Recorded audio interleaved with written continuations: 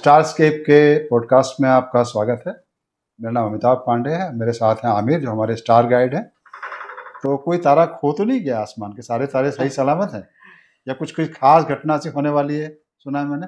हाँ, जैसे आजकल लेटेस्ट न्यूज़ आ ही रही है काफ़ी कि कोई आसमान में ऐसा स्टार है कि जो बस्ट होने वाला है कि दिखेगा काफ़ी दिनों बाद। तो मैं तो बहुत ज़्यादा एक्साइटेड हूँ इस न्यूज़ को देखने के बाद। तो इसके बारे में हम थोड़ा जानना भी चाहते हैं कि ये मतलब हुआ कैसे, क्या है? सही करो, एक एक्साइटमेंट होता है जब भी कोई आसमान में नई चीज होती है। पुराने जमाने में जरूर लोग कोई आसमान में कुछ नया होता तो डर जाते थे। कि जैसे एक बहुत मशहूर तारा नॉर्दर्न स्काई का कॉन्स्टलेशन है परसियस, और उसका एक तारा है अल्गोल। उस तारे की चमक करीब हफ्ते भर के पीरियड में बढ़ती है और घटती है उसका। तो उसको लोग डर जाते थे कि कोई भूत है कि क्या है, इसीलिए उसका नाम अलगोल दिया है। गोल का अरेबिक मतलब होता है भूत। अब बाकी कॉन्स्टलेशन आप देखोगे तो उनके जो कॉन्स्टलेशन की शेप है, जैसे कि बहुत मशहूर कॉन्स्टलेशन है, ऑलमोस्ट सभी लोग पहचानते हैं, सप्तऋषि जिसको कहते हैं। अब सप्तऋषि को जो अंग्रेजी में नाम अर्सा मेजर है, तो सप्तऋषि के मान लो जो हैंडल का तारा है और एक उसके जो जो पॉइंटर स्टार है। तो ऐसा कभी नहीं होगा उसके जो पॉइंटर स्टार के बीच की दूरी बढ़ जाए या जगह बदल के उसके जो जो सप्तऋषि की शेप चेंज हो जाए कॉन्स्टलेशन की, और ना उनकी चमक में कोई फर्क आता है। आज देखो, कल देखो, महीने बाद देखो, 5 साल 10 साल देखो, वैसी बनी रहती है।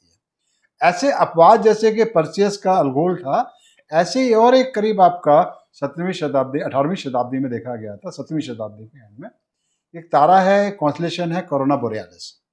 अब ये नॉर्दर्न स्काई का कॉन्स्टलेशन है। और जो आपका जो विंटर खत्म होती है, समर खत्म होती है, विंटर के जो ऑटम के पीरियड में स्काई में हमको दिखता है आसानी से। जैसे एक कॉन्स्टलेशन दिखता है, बड़ा कॉन्स्टलेशन जो अर्सा मेजर के पास है आपका, ये बोटिस। बोटिस को इसको गड़रिया कॉन्स्टलेशन कहा था, गड़रिया। इसका सबसे चमकी तारा आर्कट्रस। इससे गड़रिया के ईस्ट में देखोगे आर्कट्रस के या उसके ये अपना जो बूट्स के, तो एक कॉन्स्टलेशन है कोरोना बोरियालिस। अब ये आंख से देखने पे ऐसा लगता है कि अर्धचंद्राकार मुकुट जैसा हो, इसीलिए इसको कोरोना का मतलब ही होता है क्राउन। और इसका बोरियालिस का मतलब है कि नॉर्दर्न स्काई का कॉन्स्टलेशन है। ऐसे साउदर्न स्काई में भी कॉन्स्टलेशन इसी तरह का कोरोना ऑस्ट्रेलियालिस। तो जो कोरोना बोरियालिस है, इसमें लगभग आपके 1866 में आपका एक क्या हुआ था कि एक अचानक से जैसे तारा वहां प्रकट हो गया, पैदा हो गया नया।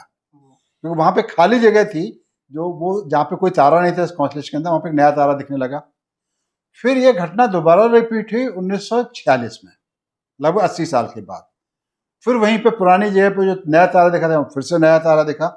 तो नए तारे को जो एस्ट्रोनॉमी बोलते हैं, ऐसा तारा जो जहाँ पे कोई तारा नहीं दिख रहा हो, उसको नोवा बोला जाता है। नोवा लैटिन भाषा का शब्द है जिसका मतलब होता है नया, और हिंदी में संस्कृत में नव बोलते हैं, जैसे हिंदी में नया बोलते हैं। तो एक नया तारा जैसे वहां पे पैदा हो गया। अब ऐसा नया तारा अमूमन पैदा होते हुए हमको नहीं दिखता है। और भी इस तरह की घटनाएं होती हैं, जो कभी कोई तारा फट भी जाता है, जैसे आप बोल रहे फटने वाला। तो ये फटने वाला केस नहीं है। फटने वाले में क्या होता है कि तारा अपनी लाइफ की लास्ट स्टेज में होता है, तो उसके पहले जब उसका जो सन से बड़े तारे होते हैं, वो क्या होते हैं कि फ्यूल खत्म होने के बाद एक्सप्लोड करते हैं, और एक तारे की चमक पूरी आकाश गंगा के सारे जो अरबों तारे हैं उसमें 200-400 तारे हमारे आकाश में, उनसे भी ज्यादा चमकीला हो जाता है, मिला के जो चमक होती है उससे। तो वो भी ऐसा लगता है नया तारा पैदा हो गया। उसको बोलते हैं सुपरनोवा। ये बहुत ज्यादा ब्राइट हो जाता है, मतलब कुछ अगर आस पड़ोस में कोई अगर ऐसा तारा फटेगा सैटेलाइट के अंदर, तो रात को लगभग चांदनी जैसा उजाला हो जाएगा, अंधेरी रात को भी। दिन में भी वो तारा दिखाई देगा। लेकिन ये उतना बड़ा तारा नहीं, विस्फोट नहीं हो रहा है। यहाँ पे क्या हो रहा है कि दो तारे हैं। एक तारे ने अपना पूरा सारा अपना जो भी उसका फ्यूल था, जिसको बोलते हैं, खत्म कर लिया है। उनका फ्यूल क्या है? हाइड्रोजन है बेसिकली। हाइड्रोजन हीलियम में कन्वर्ट हो रही है। तो हमारा सन जैसे जब उसका फ्यूल खत्म होना शुरू होगा, आज से करीब लगभग 4 अरब साल के बाद, तो फिर क्या होगा, वो फूलना शुरू हो जाएगा, क्योंकि जो फ्यूजन कोर में रहा बाहर होना शुरू हो जाएगा। तो स्टार के आउटर लेयर एक्सपेंड करेंगे। जब तारा फैलेगा तो ठंडा होगा, तो उसका रंग लाल जैसा हो जाएगा, तो उसको बोलेंगे रेड जायंट। अब ये रेड जायंट स्टार जो है, क्या होगा, और इसके आगे चल के इसकी आउटर लेयर धीरे सन की ग्रेविटी के इन्फ्लुएंस से बाहर होती जाएंगी, तो ऐसा लगेगा बहुत खूबसूरत से बुलबुला हो तारे के चारों तरफ बन गया हो, जैसा कि आप रिंग नेबुला देखते हैं। वो इसी तरह के रेड जायंट स्टेज की बात की। लेकिन केंद्र में देखेंगे रिंग नेबुला के, तो आपको एक बोना व्हाइट तारा दिखाई देगा। व्हाइट का मतलब उसका टेम्परेचर जो सरफेस का 25-30 हजार डिग्री से ऊपर है। तो यहाँ पे क्या है कि दो तारे हैं। एक तारा जो अपना सारा खत्म करके व्हाइट ड्वार्फ बन चुका है, एक अभी जो अपना फ्यूल खत्म कर रहा है रेड जायंट स्टेज में। और दोनों तारे आपस में घूम रहे हैं एक दूसरे के चारों तरफ। जैसे हमारे सन के चारों तरफ प्लैनेट घूमते हैं, ऐसे कई तारे हैं जिनको हम बोलते हैं बाइनरी स्टार, जो एक दूसरे को ऑर्बिट करते हैं। तो टी कोरोना बोरेलिस एक बाइनरी स्टार का भी एग्जाम्पल है। वेरिएबल स्टार भी है, बाइनरी और नोवा भी है। तो वेरिएबल क्या है कि इतनी ब्राइटनेस इतनी बढ़ेगी कि अभी जो हमको दोनों की कंबाइंड ब्राइटनेस जो है, जो हम आंख से जो सबसे हल्का तारा देख सकते हैं, उससे भी 25 गुना ज्यादा कम ब्राइट है, 25वां हिस्सा। तो हम आंख से इसको देख ही नहीं सकते, टेलीस्कोप से दिखाई देता है, फोटोग्राफ भी ले सकते हैं। अब यहाँ हो क्या रहा है, बड़ा इंटरेस्टिंग घटना हो रही है कि जो रेड जाइंट तारा है, वो सन से करीब मतलब हजारों गुना बड़ा तारा, वो रेड जाइंट स्टार के जो आउटर लेयर गैसेज है, वो जाके व्हाइट डॉर्फ उनको अट्रैक्ट कर रहा है और वो जाके उसमें गिर रही है। तो जो व्हाइट डॉर्फ चारों की तरफ एक पूरा एनवलप बन गया है, आवरण बन गया है इसके रेड स्टार के मटेरियल का, तो उसके कारण से उसकी चमक छुपी हुई है। तो दोनों की जो कंबाइंड चमक है अभी इतनी कम है कि हमको आंख से नहीं दिखाई देता है। अब जो व्हाइट डॉर्फ के चारों तरफ जो हाइड्रोजन गैस इकट्ठी हो रही है, ये धीरे धीरे इकट्ठी होते होते इतनी ज्यादा हो जाएगी तो फिर से फ्यूजन स्टार्ट हो जाएगा, जैसा कि सन के सेंटर में हो रहा है। तो अचानक से तारा एकदम इसकी चमक इतनी बढ़ जाएगी कि जो कोरोना या बोरेलिस कॉन्स्टेलेशन है, इसका जो सबसे ब्राइट स्टार है, उसकी टक्कर में इसकी चमक आ जाएगी, लगभग सेकेंड मैग्नीट्यूड का स्टार हो जाएगा। आपके जो अर्सा मेजर के तारों के लगभग बराबर इसकी चमक हो जाएगी। अर्सा मेजर के तारे थोड़े ज्यादा ब्राइट है, उस कैटेगरी में इसकी ब्राइटनेस आ जाएगी। तो ऐसा लगेगा कि जो कोरोना बोरेलिस में खाली जगह थी, यहाँ पे नया तारा पैदा हो गया है। और ये घटना लगभग 80,000 साल के बाद होती है। और इसका इंडिकेशन कैसे मिलता है कि 2, 4, 5 साल पहले इसकी चमक थोड़ी कम होनी शुरू हो जाती है।